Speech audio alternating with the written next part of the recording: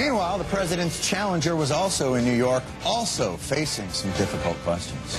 How do you stay in shape? Do you eat something? Do you have a routine? Do you run of the mill?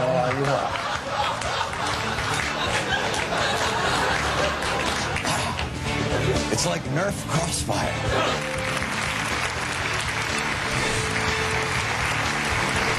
Welcome back to Crossfire. As both of our loyal viewers, of course, know, our show is all about left versus white, black versus white, paper versus plastic, Red Sox against the Yankees. That's why every day we have two guests with their own unique perspective on the news. But today, Crossfire is very different. We have just one guest. He's either the funniest smart guy on TV or the smartest funny man. We'll find out which in a minute. But he's certainly an Emmy Award winner, the host of Comedy Central's Daily Show, and the co-author of the new mega bestseller, America the Book, A Citizen's Guide to Inaction, at your bookstores everywhere. Ladies and gentlemen, welcome to the Crossfire, Jon Stewart. Thank you. Thank you very much. It's very kind of you to say. Now what? Can I say something very quickly? Why do we have to fight? The two of you, can't we just say something nice about John Kerry right now? I like John. I care about John Kerry. And something about President Bush. He'll be unemployed soon. I failed the See, I made the effort anyway. No, actually, I knew Bush in Texas a little bit, and truth is, he's actually a great guy. He's not a very good president, but he's actually a very good person. I don't think you should have to hate to oppose somebody, but it makes it easier. Why do you argue? The two of you? I hate to see it.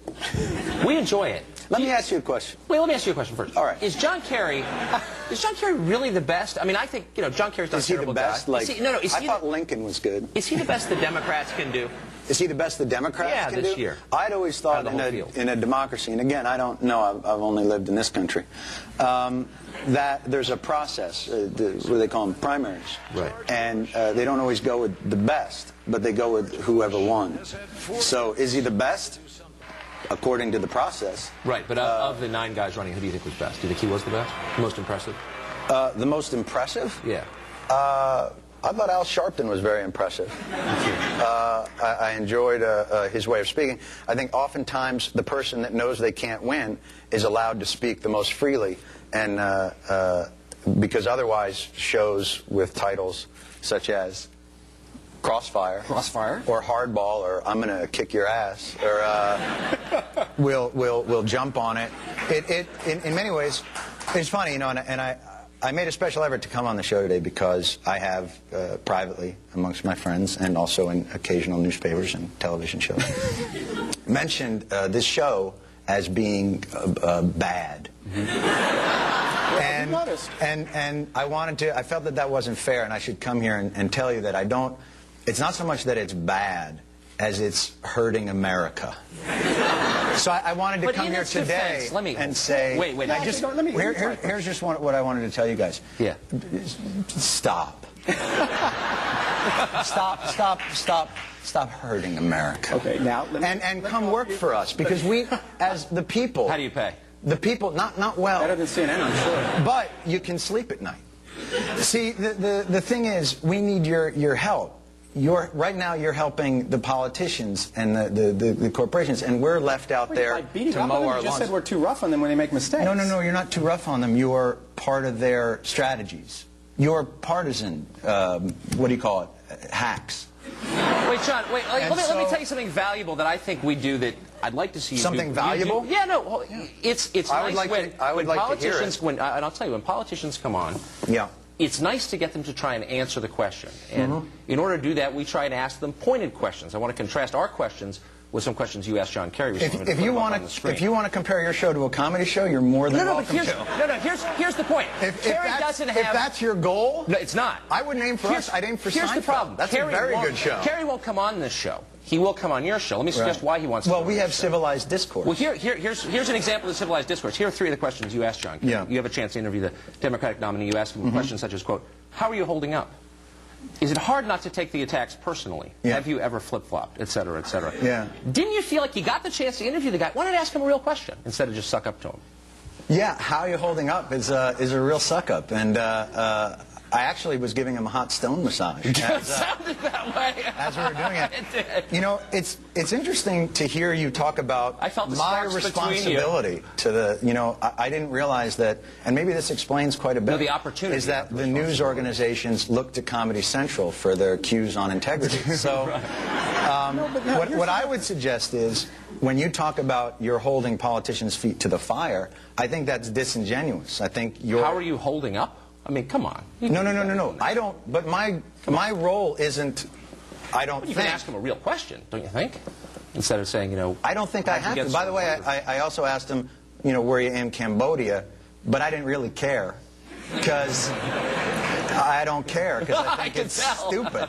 Well, but my point is this: if your idea of confronting me is that I don't ask hard-hitting enough news questions, we're in bad shape, fellas. We're here to love you, not confront you. No. But what I'm saying nice. is this. I'm not. I'm here to confront you because we need help from the media, and they're hurting us. And it's the idea is... If the indictment is... Let me get this straight. If the indictment is... if the indictment is, and I have seen you say this, that Crossfire reduces everything, as I said in the intro, to left, right, black, white. Yes. Well, it's because, see, we're a debate show. It's like saying the Weather Channel reduces that'd be everything great. to a storm. I would love to see a debate show. In a 24-hour day where we have each side on as best we can get them. That would be great. And have them fight it out. To do a debate would be great, but that's like saying pro wrestling is a show about athletic competition. Sorry. I think you're a good comedian. I think your lectures are boring. Let me ask you a question on the news. Now, this is theater. I mean, it's obvious. How old are you? 35. And you wear a bow tie. Yeah, I do. I do.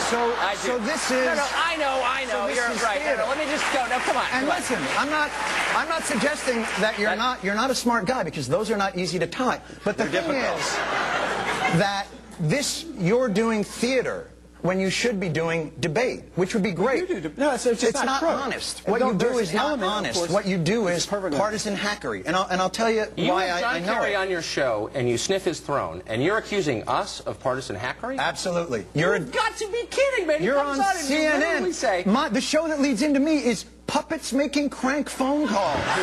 What is wrong with you?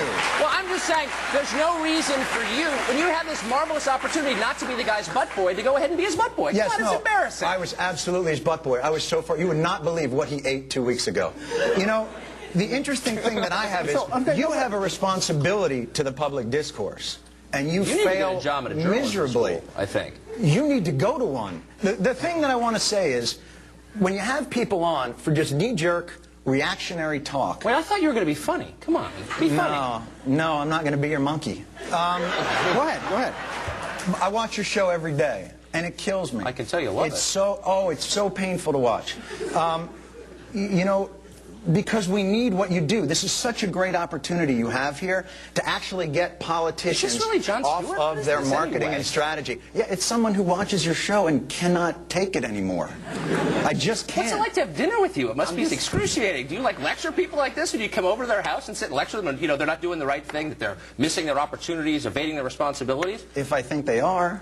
Look, I wouldn't want to eat with you, man. That's horrible. I know, and you won't. But the thing I want to get to... We did promise naked pictures of the Supreme Court. Yeah, we did. No. Let's get to those. Why can't we just talk? Please, I beg of you guys. I think you watch too much Crossfire. We're going to take a quick break. No. Look, hold on. please. We've got commercials. Please. Next, Jon stop. Stewart in the rapid fire. Please Hopefully stop. he'll be here. We hope. We think. And then, did U.S. soldiers refuse an order in Iraq? Wolf Blitzer has the latest on this investigation right after the break.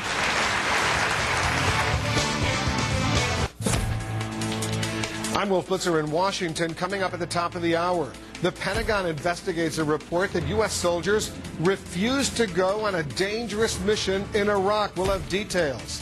In medical news, the FDA prescribes a strongly worded label on antidepressant drugs. And why some experts think the flu vaccine shortage is a grim warning about U.S. vulnerability to bioterrorism. All those stories, much more, only minutes away on Wolf Blitzer Reports. Now back to Crossfire.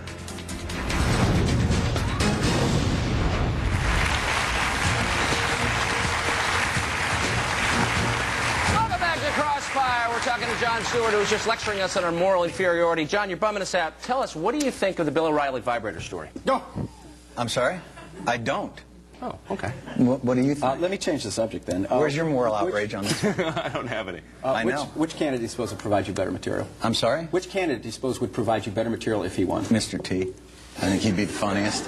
How would you have a stake in it that way, as not just a citizen, but as a professional comic? Right, which I hold to be much more important than as a citizen. Well, there you go. Well, who would provide you better material, do you suppose? I don't really know. It's kind of not how we look at it. We look at the absurdity of the system provides us the most material, and that is best served by sort of the theater of it all, you know, which, by the way, thank you both, because it's been helpful. But if Kerry gets elected, is it good? I mean, you said you're voting for him. You obviously support him. It's clear. Will it be harder for you to mock his administration if he becomes president? Now, why would it be harder? Because the only way it would be harder is if his administration is less absurd than this one. So in that case, if it's less absurd, then yeah, I think it'd be harder. But I mean, it'd be hard to top this group. I mean, quite frankly, in terms of absurdity and their world matching up to the one that, you know, it was interesting. President Bush was saying, you know, John Kerry, his rhetoric doesn't match his record. But I've heard President Bush describe his record. His record doesn't match his record. So, you know, I don't worry about it in that respect. But let me ask you guys again a question, because we talked a little bit about, you know, you're actually doing honest debate and all that. But after the debates, where do you guys head to right afterwards? The men's room. Right after that. Right, home. Spin Alley. Home? No, Spin Alley. What are you talking about? I mean, at these debates? Yeah, you go to Spin Alley, the place called Spin Alley. Now, don't you think that for people watching at home, that's kind of a drag, that you're literally walking to a place called Deception Lane? Like, it's Spin Alley. It's don't you see, that's the issue I'm trying to talk to you guys. I actually believe, I had a lot of friends who worked for President Bush. I went to college with Neither of us was ever in the spin room, actually. No, I did. I went to Larry King's show. They actually believe what they're saying. They want to persuade you. That's what they're trying to do by spinning. But I don't doubt for a minute these people who work for President Bush, who I disagree with and everything, they believe that stuff, John. This is not a lie or deception at all. I think they believe in him. I think they believe, just like I believe in my guys. I think they believe President Bush would do a better job, and I believe the Kerry guys believe President Kerry would do a better job. But what I believe is they're not making honest arguments. So what they're doing is, in their mind, the ends justify the means. I hate the show at all. I do think you're more fun on your show. Just my opinion. But okay, next, Jon Stewart goes one-on-one with his fans. You're as big a dick on your show as you are on any show. Now you're getting into it. I like that. Yeah. Okay, we'll be right back. Eastern.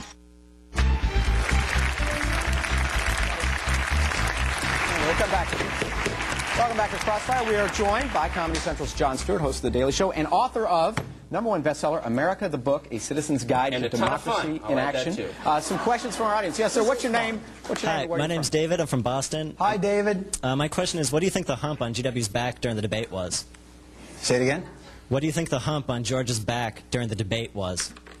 The hump on his back? Oh, you're not familiar? This is a conspiracy theory. Can I take this one? Yeah, please. It was nothing. His suit was puckering. A lot of people believe he had one of these in his ear. If he was being fed lines by Karl Rove, he would not have been so inarticulate, guys. It's a myth. It's not true. There's this huge myth out on the left about this. Mr. Jon Stewart. Yes, ma'am. Renee from Texas. Why do you think it's hard or difficult or impossible for politicians to answer a straight, simple question? I don't think it's hard. I just think that nobody holds their feet to the fire to do it, so they don't have to. They get to come on, you know, shows that don't.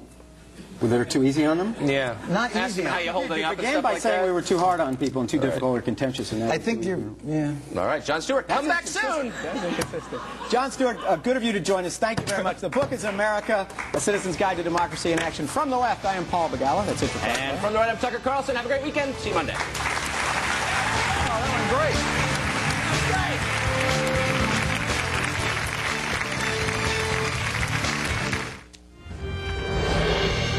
Happening now, an extraordinary